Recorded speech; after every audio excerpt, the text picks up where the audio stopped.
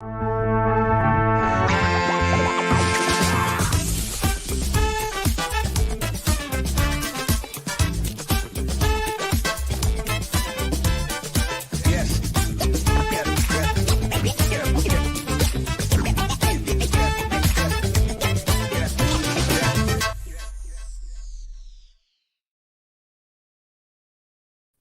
is going on, everybody? Welcome to another episode of Sour and SaaS.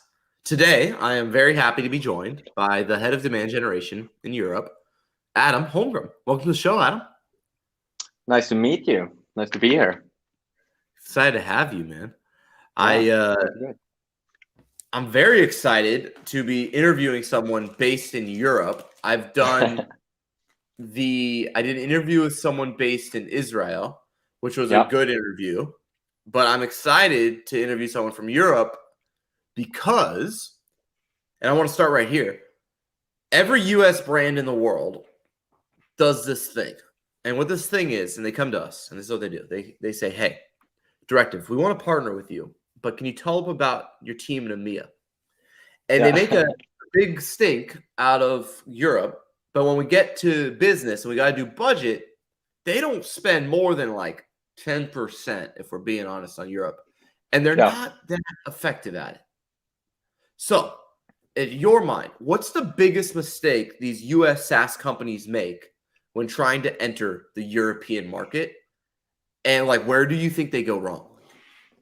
Yeah, I think I can start with one of the biggest mistakes we do when we enter the US. Then we can go back. Yeah, but I think we are, in general, very much we are trying to be very nice people here in Europe, trying to be nice to everyone. So when we enter the US, we're coming in there with these ads. Yeah, you can look at them if you like, but we aren't going to force them down your throat. And US, on the other hand, is coming to Europe with this. Yeah, exactly.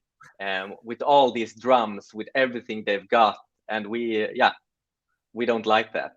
To be honest, we want to have 50 minutes of chit chat before getting to action, and the other way around in the US, I guess, is let's just talk about business. So I think that's very funny, actually. We talk about that a lot in the team. We have a US based team, and then we have our EMA team, of course. We have. It's very funny. I love that. Now, it is Sour and SaaS. So let's start with some sour candy, and we're going to unpack this a little bit more. Are you ready? Yeah, let's do it. For sure. Oh, God. And mine are also super sour, so I think that's even worse. Yeah. That's really sour. Okay. Yeah. So let's translate get down to business drums as direct response. In other words, a lot of American SaaS companies, their demand gen is very direct response driven. Yeah. So what I mean by that is, we're going to enter the Europe market. We're going to build out our top, 500 accounts we want to break into. And then we're going to start sending them gifts. We're going to start sending them gift cards to hop on calls. And we're going to be very aggressive. Yeah. What do you think a better way? Like, what's the relational European get to know you style of advertising as a campaign? Can you translate that into a campaign for me so I can better understand subtlety? Yeah, I think for sure we, as European, it's funny that I talk for all European people when I live in Sweden. but I would say we are very much in the search of relationships at all times. I would say that communities are a big thing in like everything. As we've talked about in the past, clubs, we are trying to be a part of something to feel a purpose, I guess. And also in the business world, we have so many different communities in SaaS, in sales, in marketing, which is also, of course, growing to become a big thing in the US with Pavilion and all of those kind of communities. But we have a lot more niche communities in our markets, I would say. So campaigning towards them and getting into them is really something that would drive a lot of business, I'm sure. And also drive a lot of word of mouth, So yeah, I think that's a lot of people are missing that. we talk a lot about getting into the dark funnel and getting into dark social and all of that, but it all starts somewhere, and I think that is in the communities for the European markets for sure. This is brilliant, Adam, and I've never got to talk to you about this, and we do suck at this, and there's not a good amount, there's no content on this, so I want to stay on this track for a second because this is a really important thing for SaaS organizations. So I'm going to make it more specific and kind of tactical, and you can tell me good or bad, and I think this will help people understand this. So at Directive, I'll just use myself as an example. I have Society. It's a Slack group. It's really cool. People are a part of it and we help each other. Like I'm in there every day answering questions, like providing insight. And it's actually been a huge part of our marketing. So I totally agree with community. Now, if I'm a SaaS company and I kind of have, let's say, my developer community or my, in your case, sales community, and I'm a US-based organization, do the European markets want to be a part of a global community, or should I build a European community? And then, because like, I know how I could advertise this, right? Like, you know, join Society, a group of demand gen marketers from all around the globe, sharing ideas, insights, and it could be, and I could make that my first campaign. And then if people interact with it, I could retarget them direct response and kind of stay communal and then ask. Should I make a separate EMEA community, or do you think I could use my American community in EMEA if I'm a SaaS marketer trying to? No, I actually think that would work perfectly. I think we usually in Europe we look up to America a lot. I would say, especially in marketing, I would say that you are miles ahead of us. If we look at, let's take demand gen, for example, that's a concept that I don't know. It's existed in Europe for maybe 1-2 years, but several more years in the US. You know, it's getting old. So I think we are always a couple of steps behind. So I think we're always looking to where can we learn the next stuff, you know, and usually that's US we turn to. Well, it's nothing, and it's not the talent of the marketer there. It's more the regulatory environment and the lack of funding, correct? And so that's what's driving the lag between the two markets. Exactly. Correct? I think that's getting better. Of course, we are getting a lot of companies now coming from Europe, growing into unicorns, right? But yeah, there have been a lag for sure. I'm pretty sure. No, I love. But yeah, I would say, however, that we are also, at least in some countries, are very local. You know, a French person would probably prefer a French community. For sure. So it's very dependent on the market, I would say. Probably the same Germany. But in Sweden, we would for sure be up for going into a US community.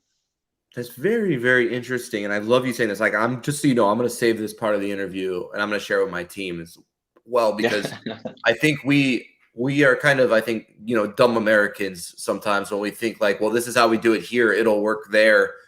And then the campaign launches, and then, you know, the irony is we base our failure off of like localization. We think, well, the copy isn't translating. Exactly. But I'd say it's the approach that's not translating more than it is the message or the words. We think it's that we're not translating it into the Swedish dichotomy correctly, instead of us not translating it into the Swedish business culture correctly. You kind of see what I'm saying? I think it's the same. I think it's the exact same thing when we enter new markets in Europe, since every market is completely different. Take when we just entered the UK, for example, completely different market to Sweden, to France, more similar to the US. We could be more aggressive, but we weren't in the beginning. So I think every time we enter a new market in Europe, we have to have the feet on the ground to know the culture, to really make an impact. The same when we enter US, of course. We need people there to make sure that we're getting it right. That's brilliant. And I think the part, you know, we think too, I think beyond just the approach and the methodology, I'd like to unpack the channels. When you think about EMEA, what are the channels to you that are best at driving revenue in Europe? So, because here, I think the default is, right, if you give someone $100, let's just use it as a simple number, right? If I give $100 to a SaaS company in America, they're going to go 70% Google ads, they're going to go 20% LinkedIn, and then 10% something else when it comes to digital. Maybe 10% review sites or something like that. maybe it's a little more balanced, but you kind of get the idea. It's usually Google Ads is the default. Everything else is a fraction. How does it work in your mind? What's most effective? Yeah, of course, Google Ads is effective, but I would say in the long run for us, brand to put dollars on our brand, to develop that and to build that brand awareness is really what's most important, I would say, because that How are you helps thinking everything. about that? Is that field marketing? Is that out of office? Is that TV commercials? When you say brand advertising, as a European, what does brand advertising translate to you digitally? Yeah, I would say mostly field marketing and communities is where the big magic happens. When GetAccept started, everything we did was to go to events and usually, we didn't have a lot of money back then. So usually instead of, sponsoring events, which is super expensive these days, we just went to these events with our crazy suits that we have to stand out and crashed events.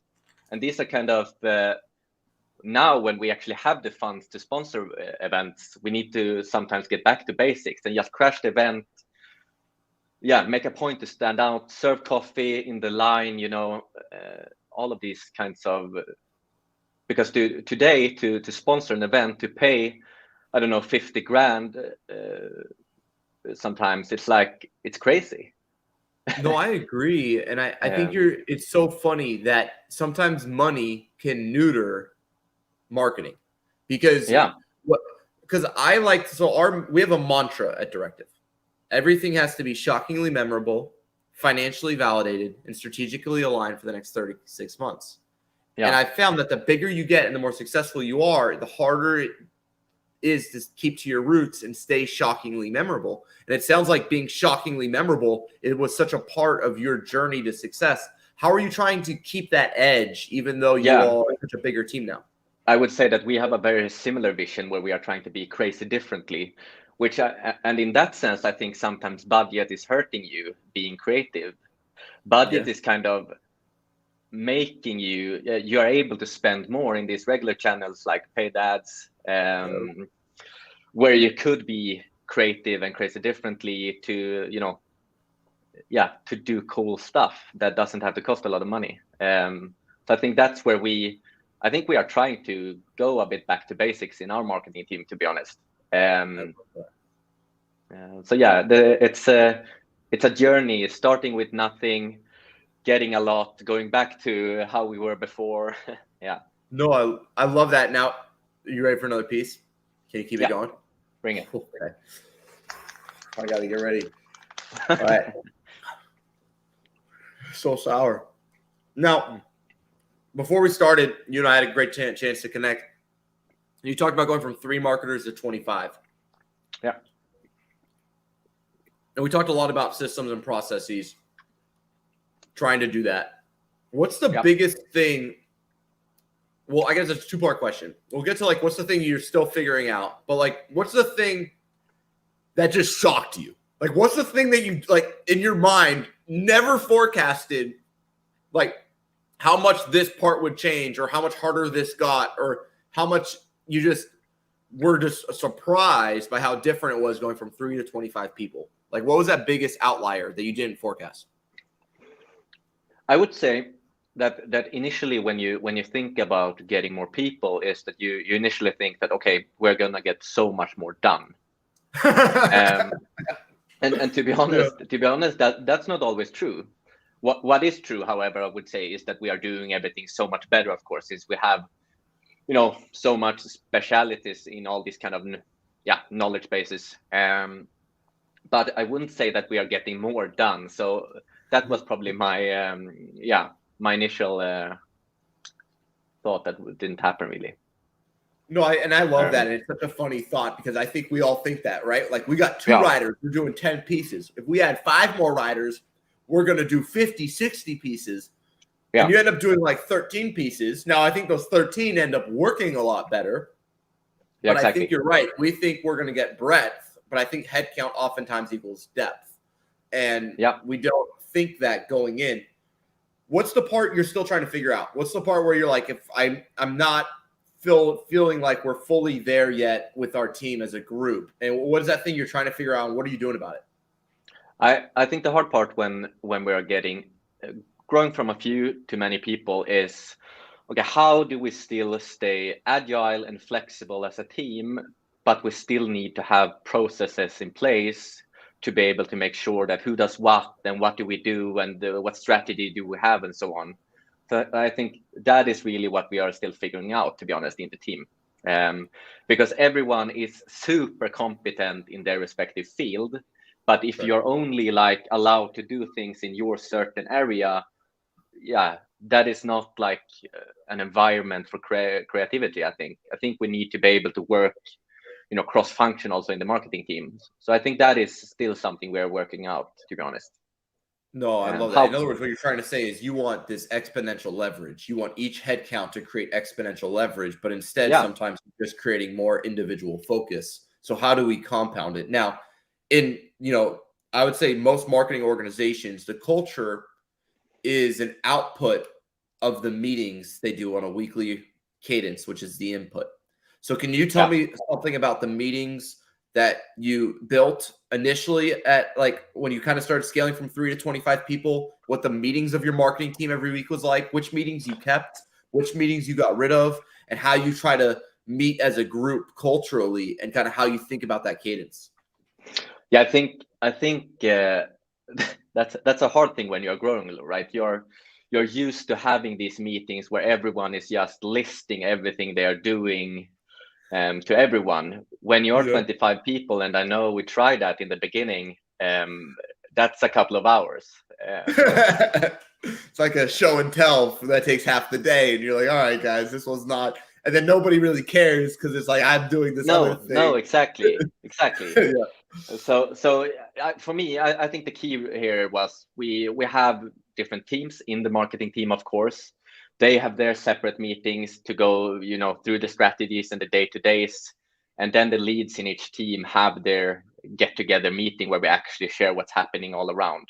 And of course, we have, briefs with the entire team and so on, where we talk about numbers and stuff that is happening more on a high level. But I think when we get down to the nitty-gritty, we do it more in the smaller teams, which I think is really key, to be honest. I like that. So you almost have pods within the group that are all working together.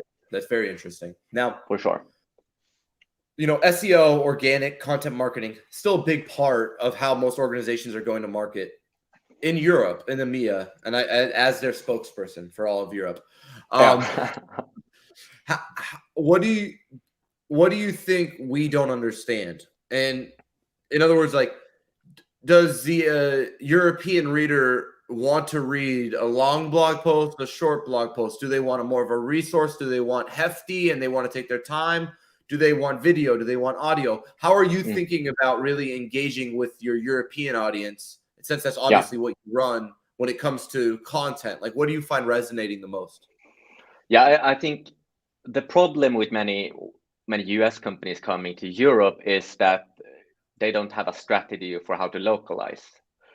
And localizing is not just about translation, there are so many different, concepts that exist in certain regions. There are different wordings based on, regions in countries. So I think that's a big problem. Companies are trying to, rank for certain keywords, but they aren't really talking about what they want to know there, to be honest. And that's not just that's not just our struggle going to Europe, because that's how we, just so you know, that's how we see it. We're kind of like, we're going to Europe. Yeah. And I bet you're like, bro, I struggle with this and I'm in Europe, right? So Exactly. How do you personally think about going into the French market or the German market? Or like, how do you think about going to market in that sense? Like, how do you localize? Yeah, I think it's really about getting this deep knowledge before doing anything, because it's so different. Usually in the past, I've done what we have been successful with before, shipped it to another country, just hope for the best, and it never works. We do the same thing, but for the whole continent. We're just hey, we're from America, we'll hope for the best. And I guess also it's also impossible to get that deep knowledge before you actually start selling in that country and getting customers, right? So it's kind of a chicken and the egg problem here. So usually, what I think is really what is working is to, we need to have a local sales organization, to be honest, in the region where we're going to be, and we need to start selling. Maybe we don't have to start marketing right away, but we need to start selling, and we need to start talking to the customers. And I would think that initially that would be that specific marketer's job, to really make sure to talk to the customers that we get in, all of them, just to get a feel for the market, where they are, what they look at, all of those goodies. I love that. Now, here's the problem I've seen, because I do this, right? Biggest brands doing IPOs. They don't listen. Here's what I mean. They hire like the cheapest person they can find in each of these countries, and that's their kind of like their French marketing leader. Yeah. But that person, right? They hop on the calls. They have a tiny little budget, and I feel like they kind of almost belittle them, and they just they don't really leverage them. So how can we work with those country leaders better? Because I've been in many of these meetings, and it's obvious that they're only like using this person as like a signpost, as like a figurine, to be like, yeah, we have boots on the ground in France, but they're not listening. They're talking, but nobody's listening. So how can we better listen and maybe set up that dynamic so it actually results in better results? Yeah, I think one interesting thing that we are working a lot with now is, how do we leverage our, private organic LinkedIns, for example. If we hire a country manager with a relevant network of, say, 50,000 people in that region, that's a huge window, right, to broadcast our message. Like an influencer, like you're almost hiring a country influencer. Exactly. That's really, really clever. I think to be honest, I think we need to think more in that regards. And it's the same when we are building our own networks, right? Why are we building them? Yeah. That's brilliant. That's really brilliant. And I hadn't really heard someone say it like that. Now, if we talk regions, and this is important because I think we're not very good at this. How would you rank European countries on kind of revenue potential and when you think about it? So you're in Sweden. Let's say we've got UK, and I know that's not, you've got other parts of the UK. Let's say UK. Sorry. UK, you got France, you have Germany, Italy, Turkey. Like, how are you prioritizing? How do you kind of see it? Because, you sell a similar audience to myself. You have a product similar to many. Like, at the end of the day, every company in the world has salespeople. So which countries have the most salespeople? Let's just be simple, right? So, like, how do you rank those regions and countries in your mind when you're going to market, like with budget and capital? I would for sure say that the UK and France are ahead of all other countries in terms of where they are with their software and so on. They are very, I would say they are very digitalized markets in comparison to the rest of Europe. I would say in comparison to US, they're still behind, but in comparison to Europe, if we look at Germany, for example, huge revenue potential.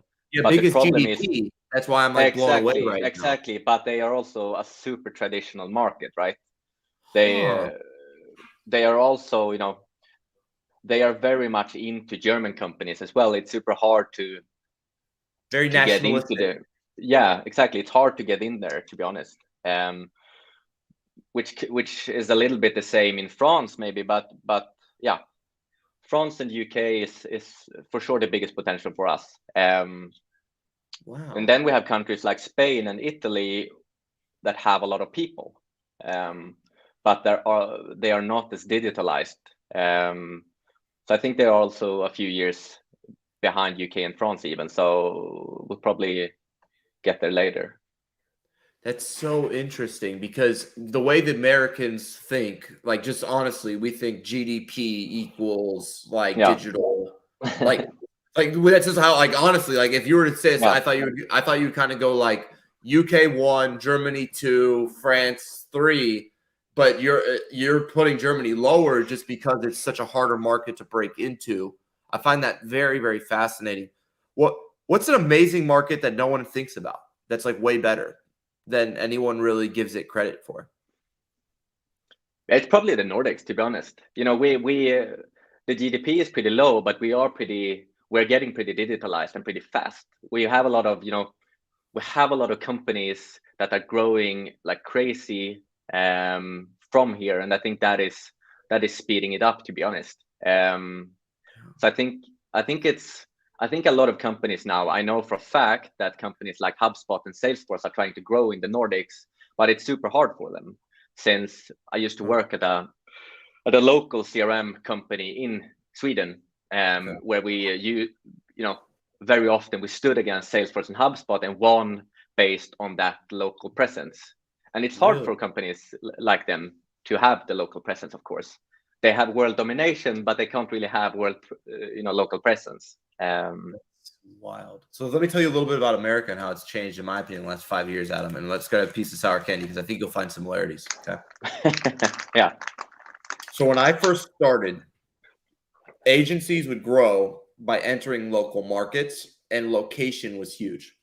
Companies wanted to buy from agencies that were around them. Very normal, especially for buyers over 50 years old. So kind of that C-level buyer was very much like, come to my office, we'll meet with you. And pre-COVID, my team and I was in a plane every week. Because if I wanted to win a deal and I knew I was competing with other local agencies, I needed to go to their office. I knew if they went to the office and I didn't, I would lose. Yeah. Now, not the case. Yeah. Nobody cares where my company is located. My whole company is fully remote. Every city doesn't matter. In Europe, in Nordic, would a company make a mistake if they thought they could just have a presence in Copenhagen and it would translate? Do they need to be in each? And do you have to have that local presence, you think, really in Europe? And do you have to go into the office to win the deal in your mind? I don't think you have to go in the office. I think in a sense you need to have the local presence. Yeah. I think you can, be digital in the way you sell. We have all of these amazing digital tools these days. So I don't think a personal meeting in that sense is necessary, but I do think a local person is necessary, and that local feeling. And you can't really create that in any other shape or form. But I do think, as the change you mentioned, I think that is happening also here, but only slower. It's going to happen. Yeah. Yeah. I love this. I've never been able to talk to someone like this. It's funny. We see everything that is happening in the US, and we know that it's going to happen here as well later on. Yeah. So yeah. No, it's brilliant. How does direct mail work in Europe? Are you doing direct mail right now as part of your strategy? Are you able to leverage that? Like, what's kind of your cheeky stuff? You talked about field marketing and events. Are there other types of like kind of growth hacky, cheeky, like kind but of I would say, funny that you mentioned direct mail. We have actually been utilizing that quite a lot, and are going to do that even more, since it's easy to stand out that way, right? It's not many people doing that. And the great thing is we can really show off our brand and do something crazy differently. And also, it's easy to do that in an ABM targeted setting. Find our mostly valuable target list, make sure that they remember us, then we can call them.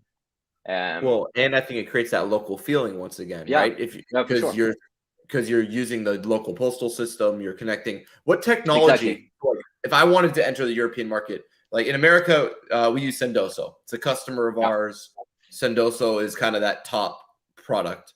For you all, like what product are you using for direct mail and ABM coordination? To be honest, we haven't been using anything. We have been doing it on our own.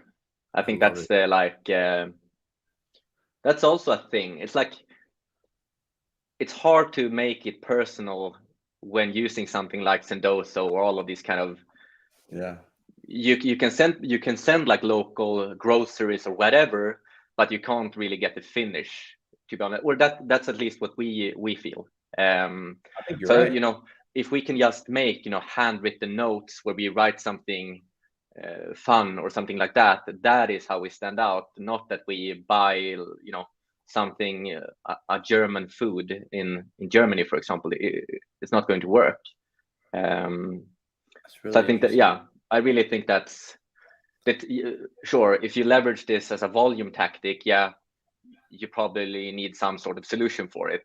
But we're mostly doing that in terms of, ABM, trying to leverage our dream customers, bigger customers, and so on. I love it, Adam. But I think one thing to mention in Europe is also GDPR, which is always a tough one. We talk about this all the time with our US team. Many US marketing teams do a lot of these volume email send-outs, brand awareness plays. It's impossible in Europe. We have this, you have to give explicit consent for anyone to contact you in that regards. Kind of nice. It is. Exactly. We're getting back there. We are so nice. But I think that makes our job a lot harder. We have to make sure that people, or maybe not harder even, I would say we have to focus on creating value. So at some stage, they will give us consent, and then we can, get them in the loop, but we can't do anything beforehand. That you can do in the US, for example. You can do this crazy. Oh, it's a wild, wild west, man. It's wild. Exactly. You can do anything, and it's normal. Like I have to have settings on my phone so I don't get, I get 30 calls a day, and I have to send non-call IDs to the spam automatically, because I would literally, my phone would ring every moment of the day because of how crazy. And I guess that's also something to realize if you are a US company going to Europe, is you have to know these things, because otherwise it will get really expensive. Really quickly. Adam, I literally just got my MBA in EMEA marketing. This has been phenomenal. Thank you so much for being on the show. If people want to learn more about you as well as the organization, what's the best way for them to find out? Yeah, you can find me, Adam Holmgren, at LinkedIn, or visit GetAccept at getaccept.com. Awesome. Well, this has been phenomenal, Adam. Thank you so much for being on the show, and can't wait to put this out there. Thank you so much. Yeah, thank you. See you later.